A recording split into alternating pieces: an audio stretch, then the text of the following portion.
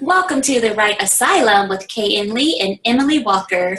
Today we have a very special guest. Her name is Ilsa Madden-Mills, and she is here to say hello to you all. Hello! We're so happy to have you here today. I am totally a huge fangirl. I read Dirty English, and I will be a fan for yours forever after that one. Awesome. Yes. How are you today, Emily? Doing pretty good. It's looks like it's gonna storm again. It's been storming for the past 3 days after not having any rain. So that's good and bad. You have the most interesting weather. I know. Oh, really? Oh, I know where you live, Emily. You're outside of Knoxville, right?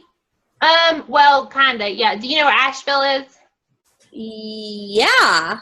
I live in Cullowhee, which is a very small town about 45 minutes from Asheville.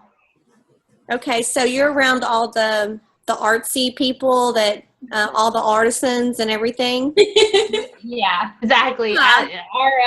Our college where I actually work at Western is brings those people in all the time, and it's starting to get a lot more, bringing more people in, and Asheville's definitely been growing, and Waynesville and the surrounding area. So yeah, definitely a lot of artsy people. So is it like a hipster town? we are not, but Asheville definitely is. Okay. Asheville, yeah. Yeah, Asheville's definitely hipster for sure. I think that's fascinating. I love that.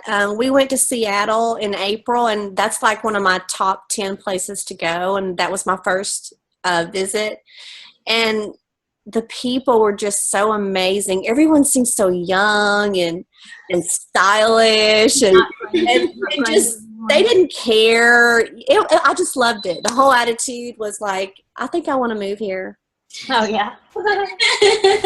Yeah, I'd love to go to Seattle. It does sound like a very fun place. Yeah, it's actually a lot more hilly than I thought it would be. I've been to San Francisco before, and it reminded me of San Francisco. Oh. Yeah, and we were there for 3 days, and it didn't rain one day. Awesome. Gorgeous. It's like 60 degrees, sunny skies. It was incredible. That sounds like the dream. Especially in Gangetown. It's definitely really hot in where I live. I live right outside Charlotte in Indian Land, South Carolina, and it has been in the high 90s for weeks, and it's just way too hot to be outside. Yeah, Where are you I love Charlotte. I adore Charlotte. Oh my gosh. I have a super old friend who lives there. And every time I go, she takes me to the most fantastic restaurants. And it's just like, oh my gosh. And there's a store. I can't think of the name, but it's like this kind of urban outfitter, but it's for furnishings. And it's just really cool. And I don't have one of those near me, so I like to shop.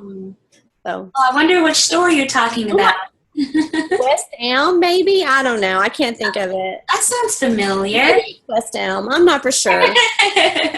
But anyway, you're both from North Carolina, so you're both big Panther fans, I guess? Absolutely.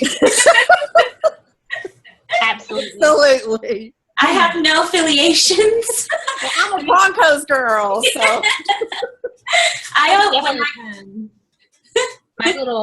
My little girl's coming in October, and she's already got Panthers gear, so she's gonna be Panthered out.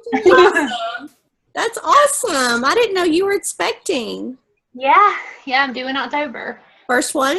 Yep, first little baby. You're like, I'm not sure if I'm ready for this, but I'm sure you are. No, we're not ready, but it's okay. I can't wait to meet her. She's going to be precious. Well, I actually live in Memphis, Tennessee, but I am not native to Memphis, although I am from Tennessee. Just a small town in middle Tennessee. And my husband is from Knoxville, so he's really pretty close to where Emily is. He's from there. So, and we came here for his job, and it's a very nice place. Lots of cultural things to do for my kids, and we've been here 10 years, and that's the longest my husband has actually ever lived anywhere his entire life. So, I think we're here for a while. Yeah. Yeah, and there's a couple of authors that I know. I'm not going to reveal who they are, but they live nearby, so it's kind of nice to kind of run out and meet someone at Barnes and Noble and chit chat about what's going on. That's the best. That's the best, right?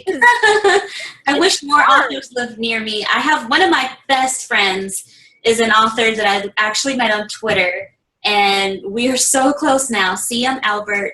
She's doing very well right now with her books, and it's so good to be able to have those kind of people in your circle, because not a lot of people understand a lot of the things that we go through, and it's good to have another author buddy.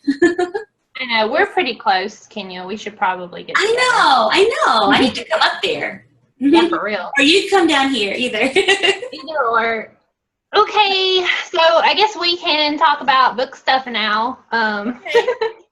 Even though I love, hearing where people are from and places that they've traveled. So we'll definitely have to have you back to talk some more about that too, if you want to come back on. Sure, yeah. I mean, I don't consider myself well traveled, but I love to go places. I'm usually a homebody where I stay home a whole lot. But if there's like a vacation, if there's like, one of those places on my top 10, I'm all about that. So Good. I actually just got back from Jamaica a couple of weeks ago. I've never been to Jamaica. Did you have fun? Oh, so I did not want to come home. Yeah. It's hard.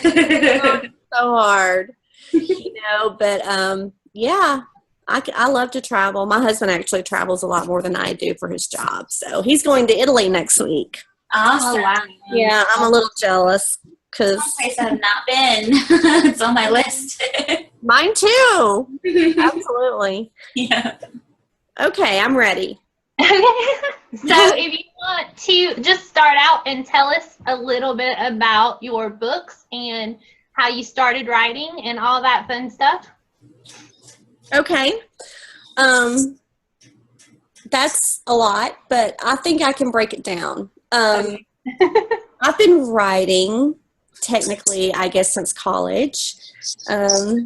I have a degree in English and a master's in education. And my favorite classes were, of course, my creative writing classes, which I never seemed to do very well, but I think it was just like I learned so much. And there were so many talented people that I was around that helped me grow. And then after college, I taught high school for 11 years. And on the back burner, I was always writing that novel, the big romance novel. And my love back then was paranormal. And so I hammered out my first manuscript, and my husband beta read for me. It was about 100,000 word. It was about demons and angels, and it was stuff I've never published. And I tried to get an agent. This is like 10 years ago. I tried to get an agent and did all the query letters and researched, how to present your manuscript, but nothing seemed to work out. And so I just let it go. I stuck that manuscript in my nightstand drawer and forgot about it.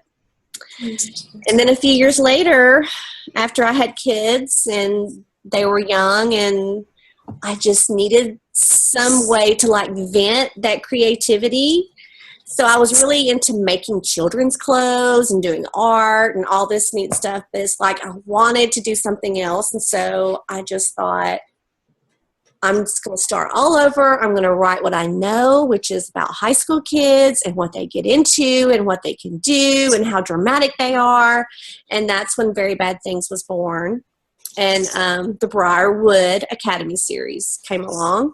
And it was kind of a gritty, deep book, about a high school girl that falls in love with a 26-year-old gym owner.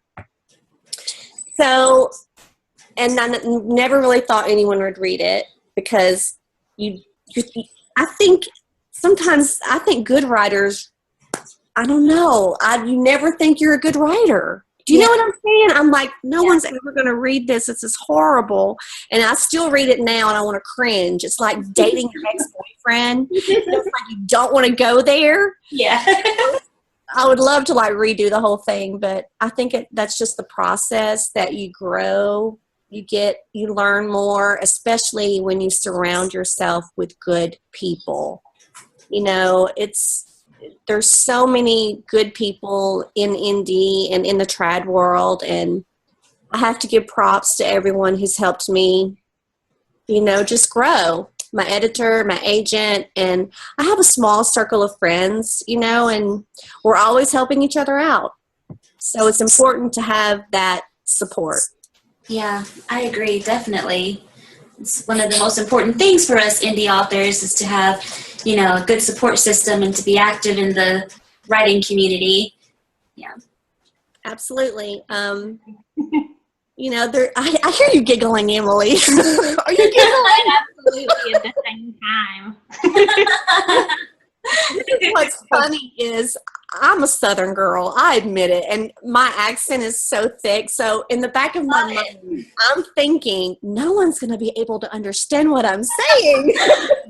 I love it. It's so cute. But I will do my best. Comes out every once in a while. But usually when I'm doing a video podcast or like a video or something, I think that I hold it back a little bit. That's funny. I've been in the South for 16 years, and I don't think I have an accent. No, It hasn't grown on. I haven't caught on to it yet. Which is interesting because most of the time when people move to the South, they do at least catch on to some of the sayings and the twang. If I go home to Shelby and then I come back up here, it's full on. Like listening to my parents talk, it's full on when I get back up there. So, because my parents are definitely, they sometimes are like, who raised you? Why are you don't have an accent anymore? And I'm like, well, I do, but it's not as there as it was. So one of the things that it's kind of difficult for an indie author, especially if you are using a pen name and kind of keeping a low profile like you're doing, is finding your audience. So when you first started, when you released Very Bad Things, what were some of the things you did to get your name out there and start trying to find that audience, find those hungry readers? Well, one of the most important things about knowing who your audience is being a reader yourself. Because I'm a huge reader, and I can devour, 3 or 4 books a week. Mm-hmm. I used to could do that. I can't do that anymore because I feel like I'm writing all the time. Yeah. Mm-hmm. But you have a sense of what readers want. And I think having the background in creative writing, you kind of know, how to lay out your story, and when you'll need your hook, and when you'll need the rising action, and when you'll need your climax and your resolution and all those different points. But finding that audience 3 years ago was a lot easier. Now it's so difficult because I think my primary platform was Facebook in 2013. Completely different now. But basically all I did was talk about my book. I posted complete chapters of my book on my website and on my Facebook page and on my Twitter. And people paid attention, just a few, and then a few more later. And I think also it's important that you have a good grasp of who people listen to as far as bloggers and discussion groups like Goodreads. And I did a lot of research, and I think I just have an instinct for finding that audience because I was the audience. Yes. That was me. I was finding people who were like me. And that's kind of cool. So, because once you find those people, I mean, you're really making a long-term friendship. You know, there are readers that I have had since Very Bad Things. You know, I still talk to them, you know, every day. You know, some of them will, you know, drive a couple of hours to see me at a book signing. And it's like, oh, I love you. I haven't seen you in forever. And it's I don't know. It's like Kenya was saying earlier, it's like the friends I have locally, you know, that they don't understand. It's like I'm speaking Greek to them when I talk about writing. But those readers that I reached, I just look for people like me, people who like to read the stuff I like to read, which is basically new adult, suspense type, very sexy, very dark, very gritty romance. And, you know, that's what I did. I look for people like me. That's perfect. Good. So you got published in 2013? Yeah, it was September 2013, which was technically, that's like the downslide of indie, you know, like there were so many people coming in. All the big people had already blown out, you know what I'm saying? Yeah. And so it's like everybody was figuring out that you could actually publish a book on your own. Mm-hmm. So, yeah. But then, that's the year I published too. Oh, that's awesome! Happy anniversary, 2008.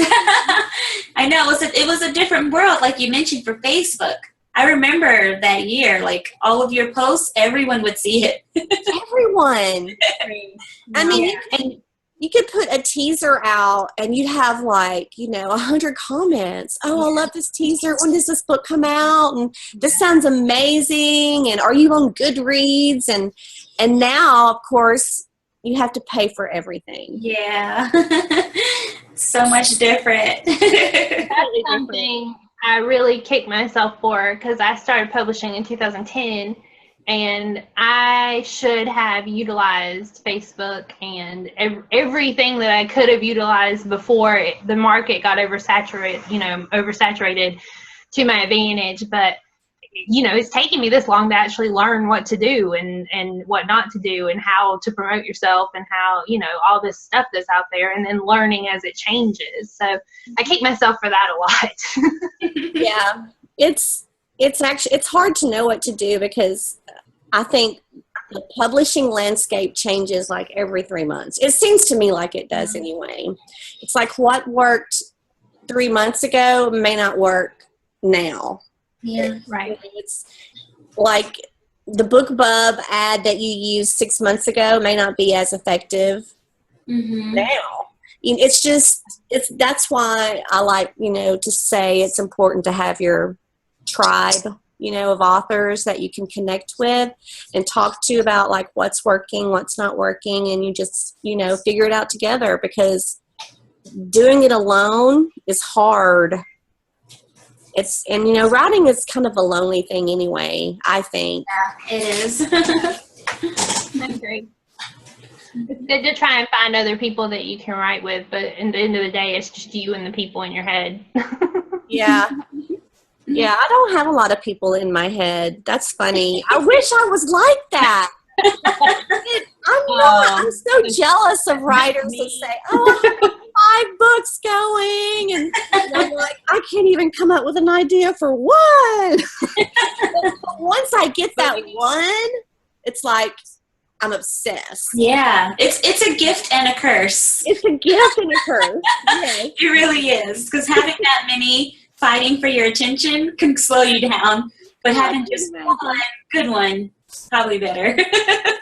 I'm sure. I mean, I have so many projects going on right now that I'm trying to finish before he gets here that I'm just insane all the time. Yeah. That's great. So who's your greatest supporter? Oh, goodness. My husband, hands down. He is, first of all, he is super smart. He is a medical engineer, and but he also loves to read. So he has that whole technical thing going, but we've always shared this reading connection. So he has read everything I've written, and he always gives me beta notes. Wow. That's so cool. Oh, yeah. So, Yeah. and it was really hard, like coming out to my family, and he was just right there with me, and he's awesome. Oh, that's great. I always give credit to him in every single book. He's always first. Oh, that's amazing. Yeah. Nice. He's my Viking. Love Vikings. I think. Oh, only. Well, I was gonna say Kenny only reads the horror stuff. Oh. He's not into romance or paranormal or any of that stuff, but he will occasionally read the horror stuff and help me. Like he's where most of the horror things come from, because his mind is just as twisted as mine. So maybe more so. He's given me a lot of great horror, storyline ideas. So I can give him credit for that, but he doesn't read anything else, all right? He doesn't like romance. No. So when you were first starting out, or even now, are there? Because I've been reading a lot lately on free content and how we absorb so much free content on blogs and videos, on podcasts, websites, all this stuff. Free content is great, but it might not dig deeper into self-publishing or marketing or promoting yourself. Are there any courses or programs or books that you have purchased that you would recommend for a self-published author to look into? I have a ton of books about writing. I have a bookcase full. Right. I don't even know. There's one on my nightstand right now. Hang on just a second. Let me grab it. Well, it's a negative trait thesaurus. And I don't know if you've ever seen those, but they have a positive one too. And I like to read those. But I have tons of books about how to format your manuscript, how to I have an entire book about goals and motivations, which is something that I tend to need a lot of work on, according to my editor. Therefore, I have the book. So, yeah, I think it's important that you have books to help you, and I'm sure you can find that stuff, on blogs and everything. But, yeah, if you want to grow, I think you need to, if you want to grow in your craft, no matter what it is, art, sewing, because I love to sew, I think you need to take classes and study. You need to talk to people who have been there and done it and succeeded, whether they're on a blog or if you can meet someone in person or go to even a college class. So, like, when I learned, I keep coming back to sewing because sewing is really hard. For me, it was because I was determined. I had this baby girl, Emily, and I was going to make her all these precious outfits with all these little ruffles, little buttons, and, fancy smocked collars, and you can't just do that on your own. You have to read about it, talk to people who've done it. You have to go take a class. Yeah. Some people maybe are born with that talent. I'm not one of those people. I have to work for every single thing I've ever done, Yeah. So I hope I answered your question. So you did. Yeah, no, kind of in a roundabout way. You did. No, you did. That's one thing about the blogs for self-publishing and all that kind of stuff. You could get a ton of great information for free, and now since everybody's monetizing and then starting courses and selling books, you can't get it for free. You kind of have to learn it yourself, or you have to pay for it. So that's kind of what I was saying. Yeah, I think you can get like an overview of what's out there just by reading a blog or but I think if you really want to delve into your craft, then you might need to, to look a little bit deeper. Yeah. Yeah. Okay. So. I agree with you on that one. The whole creative writing courses, that's kind of what changed my life, was taking one just for fun to kind of get out of my shell. I took one at the local community college, and that made me competent enough to try to let other people read my work. So you can, have many benefits of taking those courses. They're a lot of fun. I got some good books from that course. Yeah, I think that's awesome. This is one of my favorites. Joyce Carol Oates, Telling Stories. Awesome. Yeah, really good one. Yeah. Oh, I just got my master's, so I'm not going back anytime soon. But if I did, yay. But if I did go back, I took mine online, so. Yeah, I thought about taking courses in like internet marketing and blogging and creative writing and all this stuff, but we'll just have to see. I'm kind of burned out on school right now. Yeah. I bet it's really hard, but you timed that very well, Emily. So you're done with your master's, and now you're going to have a baby. I know. We planned. We did. We planned out everything. Awesome. Do you have any other questions for her? I just wanted to see what your writing, publishing, or marketing tip is. Oh,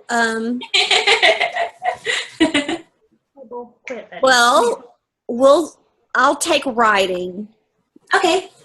And I can maybe do another too, but my writing tip is something I learned the hard way, is you have to sit down and do it every single day. Mm. You can't set those goals of, okay, I'm going to have, 5,000 words by the end of the week, and then you put it off because your brain's not there, your head's not clear, you're not in the right place, and then expect to hammer out all those words in one day. Now, granted, some people can do that. I have friends that can hammer out 10,000 words every 2 or 3 days, but I'm a super slow writer. For example, Dirty English, which was my biggest book, released last September, and I did not publish again until last week. So that's pretty much, almost 9 months between my books. Yeah. So I do have 2 kids too, and my husband travels, a lot, and so that's part of that, but I'm a very slow person, and sometimes it gets me down because everyone's so much faster than I am. But I have to set small goals and force myself. You can make a drink. No, I'm just kidding. Okay, maybe I do make a drink. You put the kids to bed, you've got your wine out. But every day, you have to write something, even if it's crap. Because who knows where that's going to take you. Mm-hmm. It may take you down a silly rabbit hole that you'll never want to go down, but it may open your head up to something awesome. Right. And I really think that's how Dirty English came about, is it was never intended to be the book it was. Doesn't everyone do that? You sit down and you start writing, and you have this thought in your head, and you have this plan. You have maybe scenes written out, maybe some comments, notes, whatever. You got your little poster board up with all your sticky notes, and you're ready to go. And then you start writing, and you get 20K in, and something just changes, and you go a completely different direction. But it was meant to go that way because that's where your brain wants to go, and that's where your thoughts are and your emotions and your desires. So Dirty English was supposed to be Spider's book. And I don't know if you've read all of the BA series, but Spider is like a minor character in those books. He's a British rock star with either bleached out white hair or blue hair. And he's tall and lean, but he's not like this big bodybuilder, fighter dude, which is who the book turned out to be. Yeah. It's like crazy. So you just have to write every day, no matter what, even if it's just, a blurb, which is the worst thing in the world to write. But anyway.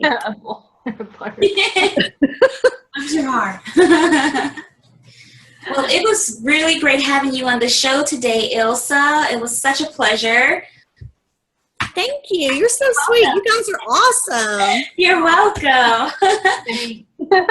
We are going to put all of your social media and on our website and on the YouTube channel. And we hope to see you again on the show another time. Absolutely. It's been a pleasure. Thank you. You're welcome.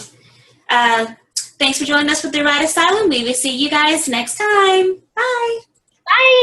Bye. Bye.